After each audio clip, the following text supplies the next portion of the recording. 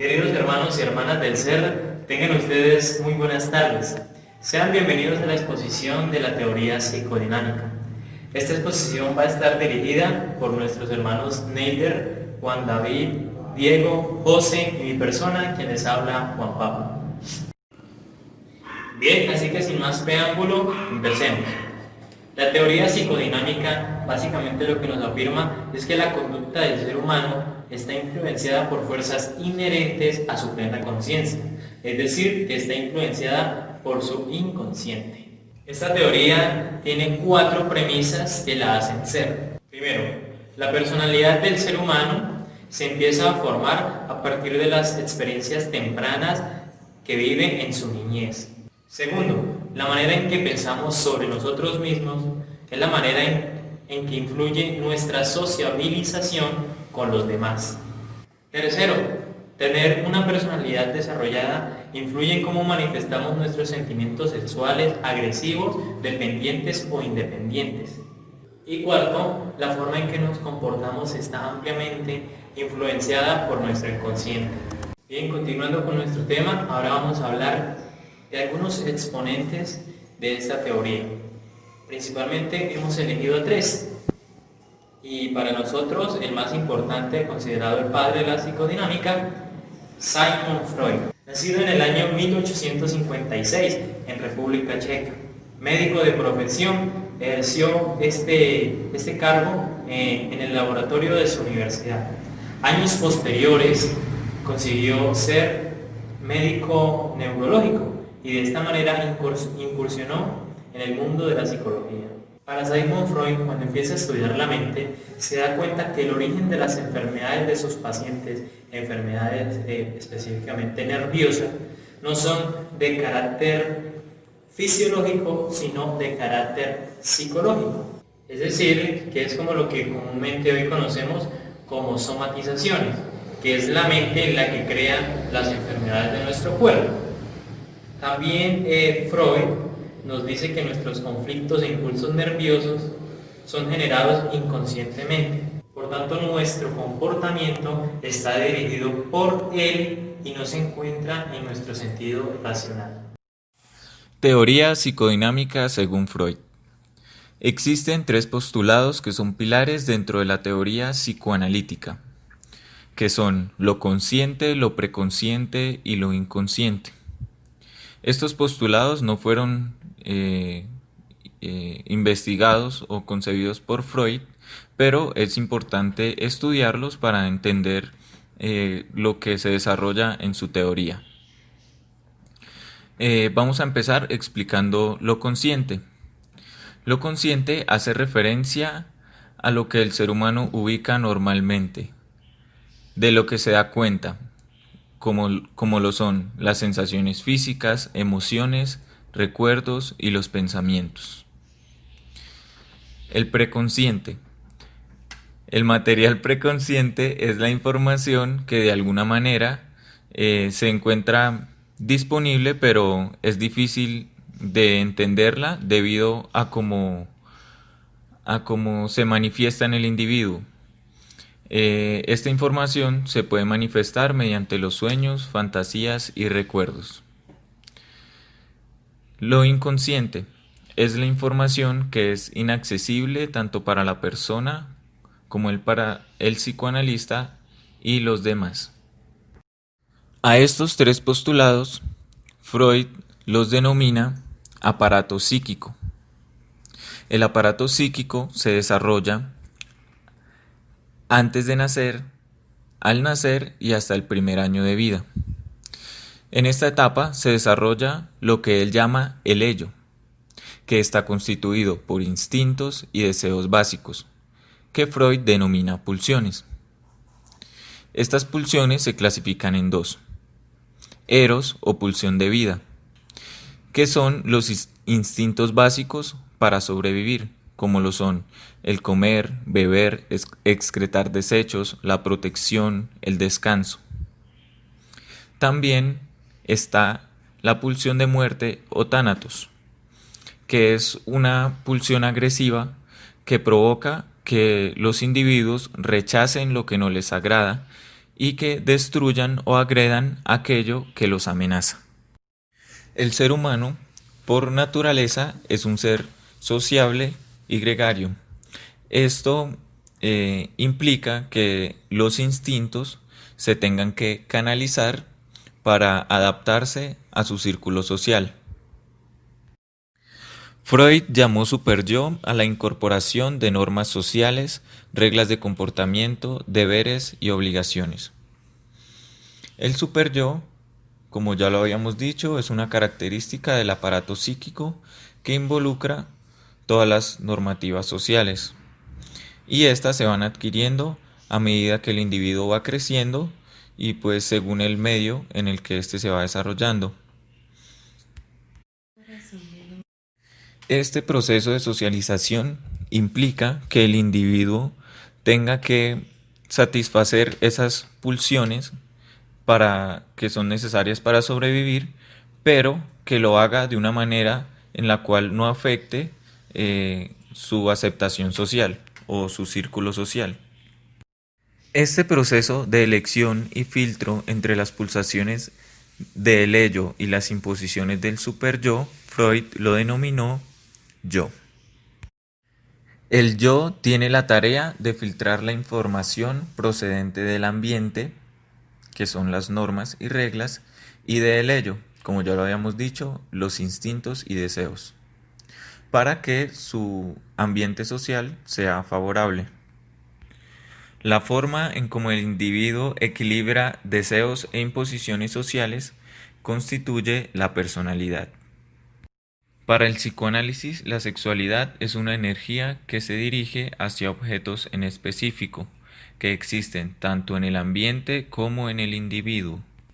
Para Freud, estudiar la sexualidad hizo una división de las etapas sexuales y las llamó desarrollo psicosexual.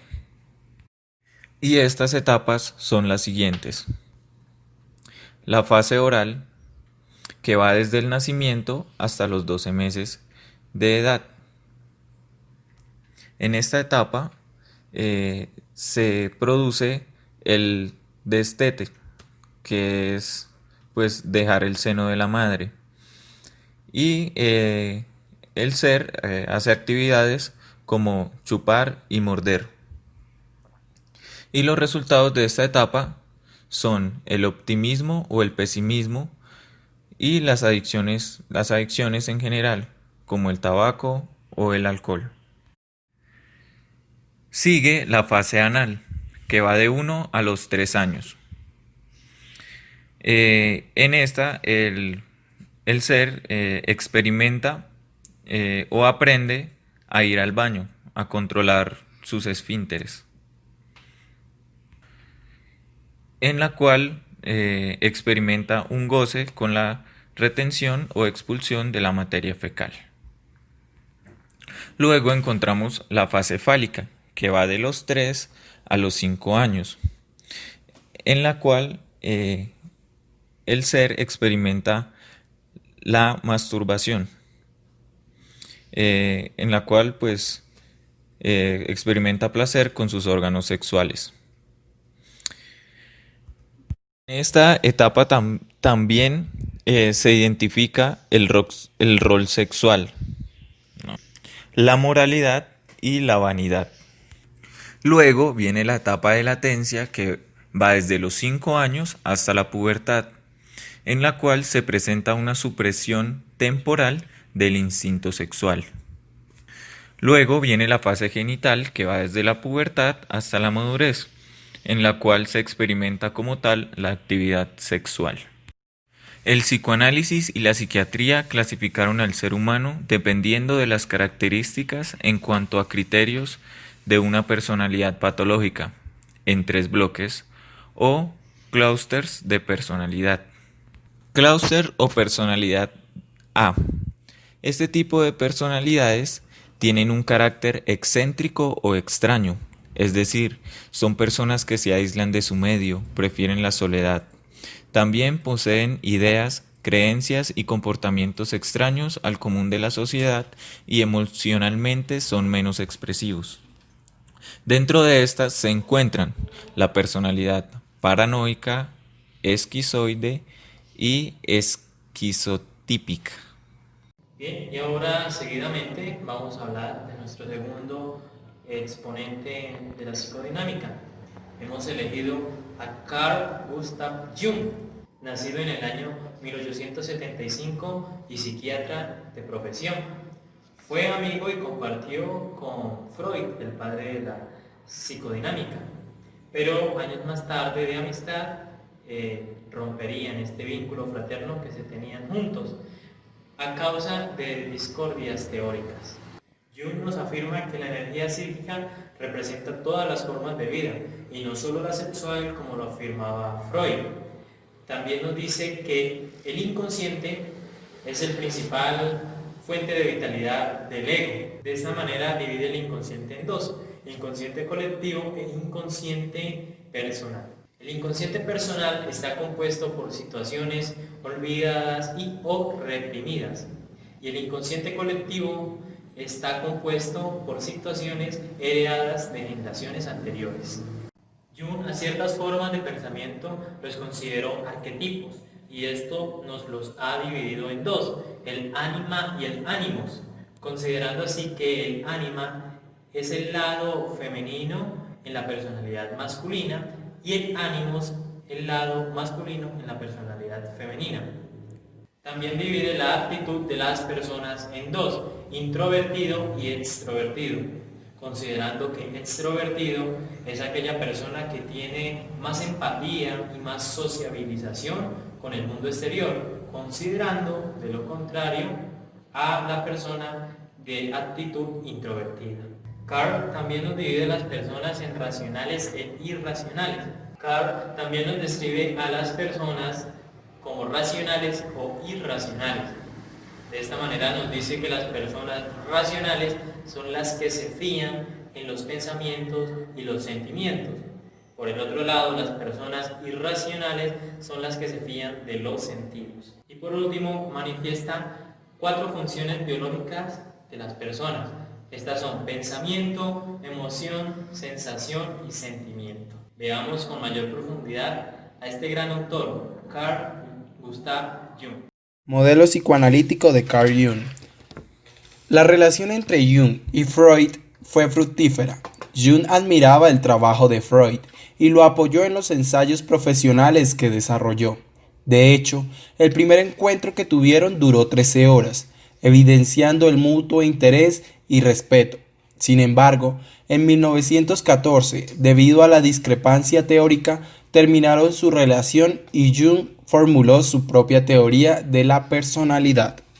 Carl no estaba de acuerdo con la teoría freudiana, en el sentido de su concepto del inconsciente como paradigma original de la personalidad, y no meramente la parte reprimida. Pensaba que la aproximación simbólica al material onírico y otras expresiones inconscientes eran los medios más indicados para comprender el lenguaje del psique y descubrir su dinámica. Cuando Jung hablaba de la personalidad se refería al psique, que es un término griego para definir espíritu o alma. Jung creía que el psique poseía un registro de recuerdos y le dio el nombre de inconsciente colectivo. Una de las grandes aportaciones de Jung a la investigación de la personalidad es a la que se refiere al binomio extrovertido-introvertido.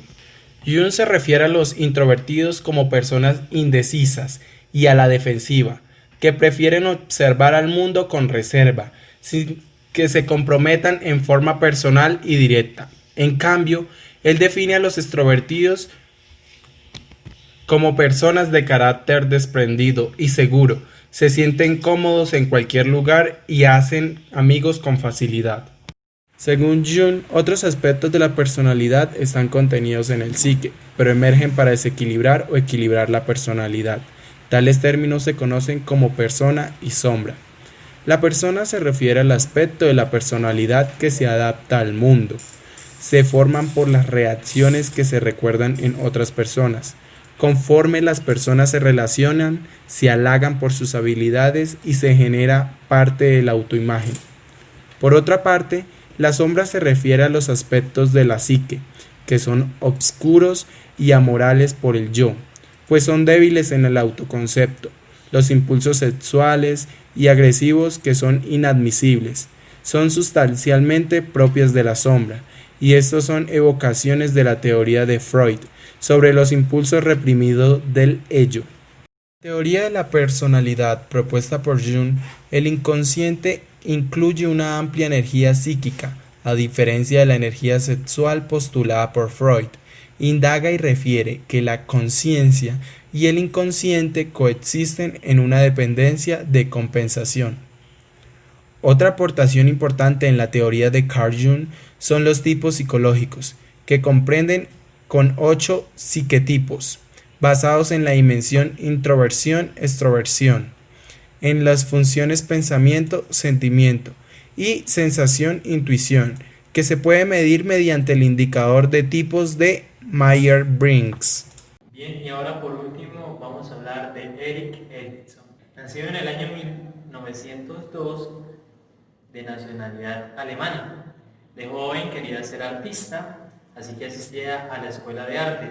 Cuando no lo hacía, vagaba por toda Europa visitando museos, hasta que se encontró con un amigo, Peter Bloss, quien fue el que lo incursionó por el mundo del psicoanálisis. Erikson en su teoría postula que el ser humano pasa por 8 etapas en toda su vida, a lo largo de su vida, y nos dice que cada una de las etapas contribuye al desarrollo humano. También nos dice que en cada etapa el ser humano tiene un momento específico en donde comienza y en donde termina, y tiene un orden único. Nos dice que si este orden es alterado o si su inicio es muy temprano y del mismo modo el final de cada etapa, destruimos al completo el desarrollo que nos propone su teoría. Erik Erikson fue un psicólogo que desarrolló una teoría del desarrollo humano con bases en etapas. Estas inician desde el nacimiento del ser humano hasta que muere. Las características que desarrollan se manifiestan en 8 etapas del ciclo vital y consisten en 1. Búsqueda y adaptación del ser humano al ambiente. 2. En cada etapa existen fuerzas antagónicas que se encuentran en conflicto y tienen como objetivo que el ser humano obtenga un logro al finalizar la etapa. Esto es lo que lo hace diferente de algunos teóricos como el de Sigmund Freud, quien expone etapas que llegan solamente hasta la adolescencia. La primera etapa de Erik Erikson es la confianza y desconfianza, que inicia desde el nacimiento hasta los 18 meses de edad. Esta es la etapa en donde el bebé necesita cuidados constantes, principalmente de la madre, comida, protección, calor, atención. Durante esta etapa, el bebé espera formar vínculos con la madre, conforme ésta satisface sus necesidades. Esta es la etapa donde el bebé reconoce que su madre puede satisfacer sus deseos y necesidades, le puede dar confianza o también desconfianza. El logro de esta etapa es tener esperanza en que va a estar allí presente su madre o la persona que esté atendiéndolo para poder sobrevivir. La segunda etapa es autonomía versus vergüenza. En esta etapa es cuando el niño aprende a desarrollar sus capacidades de movimiento y expresión. Se desarrolla a partir de los 18 meses a los 3 años. Esta es la etapa en donde el niño va a sentir vergüenza o va a sentir seguridad de sí mismo, va a aprender a controlar bien sus movimientos y su forma de hacer las cosas. Esta es la etapa en que implica en que los padres tienen que dar la mayor confianza o la mayor represión y limiten sus capacidades.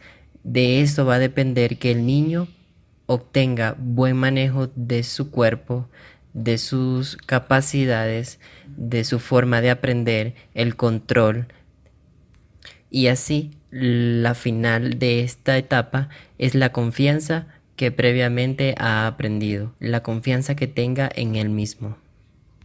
Luego de pasar por esta etapa, inicia la etapa de 3 a 5 años de edad, que es la etapa en donde el niño casi domina por completo sus capacidades locomotoras. Es la etapa donde el niño puede desplazarse a cualquier lado libremente. Y de aquí es donde parte la iniciativa. El niño toma la iniciativa de ir a cualquier lado, de hacer cualquier cosa, curiosidad, donde descubre nuevas cosas y donde también cae el sentido de la culpabilidad. El propósito en sí de esta etapa es que, como la voluntad previamente aprendida, le indican al niño qué está permitido y qué no está permitido. Del mismo modo, reconoce las capacidades y limitaciones de actuar en el ambiente en que se desarrolla. La etapa laboriosidad e inferioridad, que se desarrolla a partir de los 5 hasta los 13 años. Durante este periodo comienza formalmente la instrucción escolarizada, en donde se le va a pedir exigencia por parte de los padres y maestros a incrementar debido a que las tareas y aprendizajes aumentan, en donde va desarrollando competitividad con otros compañeros, así también como sociabilización. Esta expectativa y exigencia provoca que el niño sea laborioso e invierta tiempo a ser capaz de hacer las cosas que se le piden. Para llegar a la inferioridad es cuando no logra adaptarse a tales exigencias. El niño tiene la sensación de no ser suficiente o capaz, por lo tanto se puede sentir inferior a los demás compañeros. En este momento es cuando los padres y maestros necesitan apoyar al niño en el desarrollo de sus capacidades. Y es aquí donde tienen que hacerle entender que el fracaso no implica inferioridad y por lo tanto estar constantemente apoyándolo para que entienda que el aprendizaje va más allá de siempre acertar y tener la razón. Búsqueda de la identidad, difusión de la identidad. Esta etapa de desarrollo se encuentra entre los 13 y 21 años de edad aproximadamente. Este periodo tiene la cualidad de confrontar las etapas anteriormente vistas. Los preadolescentes y adolescentes entran en conflicto respecto al descubrimiento y la búsqueda de la identidad. Esta crisis trae consigo conflictos como la inseguridad, los cuestionamientos de roles, la preferencia sexual, la independencia o adhesión a grupos. Durante esta etapa el joven tendrá que dar solución a estas cuestiones para superar con éxito este periodo. Intimidad y aislamiento. Inicia aproximadamente a los 21 años de edad y continúa hasta los 40.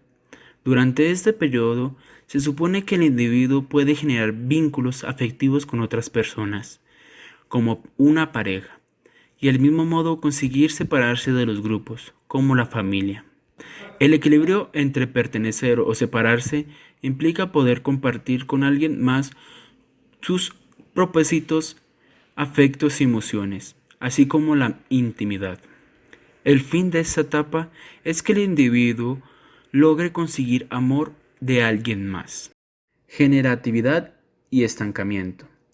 Esta etapa inicia desde los 40 hasta los 60 años de edad. Durante esta etapa, el individuo, debido a haber encontrado una pareja y ahora corresponde una época laboral, consiguió ser productivo.